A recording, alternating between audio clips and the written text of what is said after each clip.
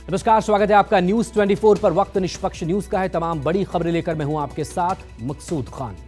प्रधानमंत्री, केंद्रीय मंत्री, मुख्यमंत्री, सांसद, विधायक, बीजेपी की पूरी टोली जब राम धुन गा रही है, 22 जनवरी को रामलला की प्राण प्रतिष्ठा के लिए अयोध्या बुला रही है, तभी कांग्रेस के एक दलित नेता ने अयोध्या आंदोलन पर गंभीर आरोप जड़ दिए। कांग्रेस नेता उदित राज ने आरोप लगाया कि बीजेपी का राम मंदिर आंदोलन कुछ और नहीं बल्कि आरक्षण विरोध की ज्वाला थी और इसका मुख्य मकसद पिछड़ों, दलितों को आगे बढ़ने से रोकना था। इस सब के बीच समाजवादी पार्टी के नेता शिवपाल यादव ने कहा कि 1990 में अयोध्या में कार सेवकों पर फायरिंग संविधान की रक्षा के लिए हुई थी। संविधान की रक्षा की गई थी, कोर्ट के आदेश का पालन हुआ था। कोर्ट के आदेश का पालन, ये तो झूठ बोलते हैं। भारतीय जनता पार्टी के केवल झूठ बोलते हैं। बताइए, कोर्ट का आदेश का पालन हुआ, संविधान की रक्षा हुई। जबरदस्ती वहां पर जब कोर्ट का स्टे था, यथास्थिति बनाए रखनी थी।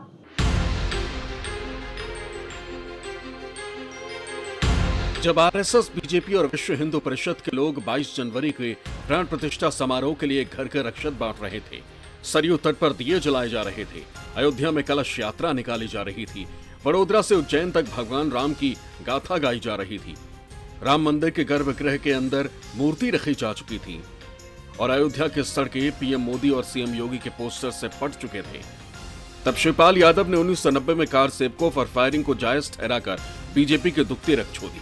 गोलीकांड को संविधान का पालन बताकर हिंदुत्व के ध्वजाधारियों को गुस्से से भर दिया। यूपी बीजेपी ने ट्वीट किया, भतीजे के सनातन विरोधी बयान के बाद चाचा के भी विवादित बोल। शिवपाल सिंह यादव को जिस गोलीकांड के लिए राम भक्तों से माफी मांगनी चाहिए थी, उसे वो अपना कर्तव्य बता रहे हैं। सनातन आस्था पर विश्वास रखने वाली जनता इन सपाइयों को कभी माफ नहीं करेगी।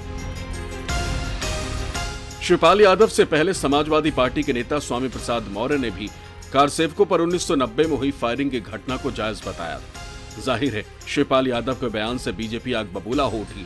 बीजेपी की सहयोगी पार्टियां भी समाजवादी पार्टी को ही राम विरोधी बताने लगी। विपक्ष की आवाज जनता ने बंद कर रखा।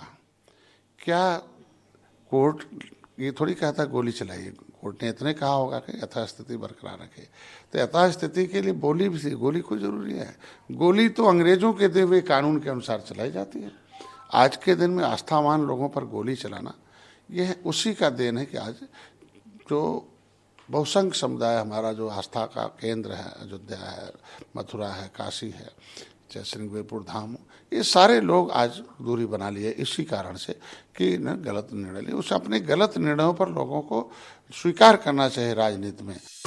22 जनवरी को रामलला के प्राण प्रतिष्ठा के पहले बीजेपी के राष्ट्रीय अध्यक्ष और केंद्रीय मंत्रियों से लेकर बीजेपी शासित राज्यों के मुख्यमंत्रियों तक मंदिर मंदिर स्वच्छता अभियान चला रहे हैं, फर्श पर झाड़ू पोछा लगा रहे हैं, तो साथ ही दीवारों पर एक बार फिर मोदी सरकार के नारे भी लिख रहे हैं। खुद पीएम मोदी भी मंदिरों में पूजा अर्चना के साथ राम जन्मभूमि मंदिर पर स्मारक डाक टिकट जारी कर रहे हैं। विपक्षी पार्टी इन्हीं को आधार बताकर बीजेपी पर आस्था की चाशनी में राजनीति घोलने का इल्जाम लगा रही है। ये सवाल भी दाग रही है कि 1990 के पहले संघ और बीजेपी क्या कर रही थी। आरोप ये कि पूरा ताना बाना पिछड़ों की हकमारी के लिए बुना गया था। राम मंदिर का आंदोलन ही आरक्षण विरोध की ज्वाला से निकला था। बीजेपी और सवर्ण समाज जिसे रामराज कहता है, वो वास्तव में दलितों की दुर्गति का काल था और 22 जनवरी के बाद फिर से कलयुग आने वाला है। लेकिन प्राण प्रतिष्ठा का न्योता मिलने से गदगद कांग्रेस के ही आचार्य प्रमोद कृष्णम पार्टी के रुख से इतर बयानी करने लगे। ऐसा लगा मानो वो कांग्रेस छोड़ बीजेपी में शामिल हो चुके हों। जब आप किसी डाक टिकट को जारी करते हैं और जब कोई इसे किसी को भेजता है, तो वह सिर्फ पत्र या सामान नहीं भेजता, वो सहज रूप से इतिहास के किसी अंश को भी किसी दूसरे तक पहुंचा देता है।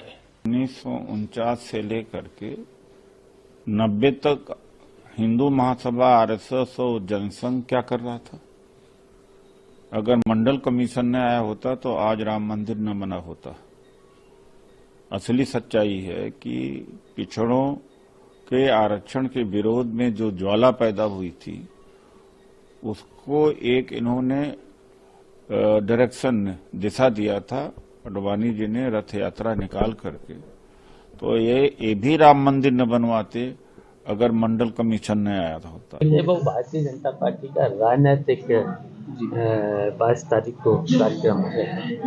तो वो देखिए राजनीतिक कार्यक्रम में तो विपक्ष के लोगों को जाना नहीं है। उसके 22 के बाद सर चारों संख्या चारों 22 के बाद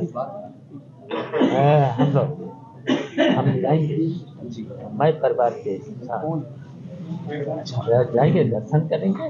अच्छा, हम लोग तो भगवान राम को मानते हैं, कृष्ण को मानते हैं और जितने भी भगवान हैं सबको मानते हैं। अच्छा, देश की इतना किसानों ने अभाव के चलते आत्महत्या कर रहे हैं। किसी के घर जाने की मोदी जी की इच्छा कभी हुई? हिंदुस्तान में गरीब जो दाने दाने पे मोहताज होते हुए आज भूख की शिकार बनते हैं, उनके घर पे जाने की कभी उनकी इच्छा हुई? बापू से बड़ा, महात्मा गांधी से बड़ा हिंदू मेरी नजर में तो कम से कम नहीं, आज तक नहीं। जिस व्यक्ति को गोली लगने के बाद भी वो हे राम कहते हुए दुनिया से विदा हुआ, लेकिन गांधी ने धर्म और राजनीति का घालमेल नहीं किया।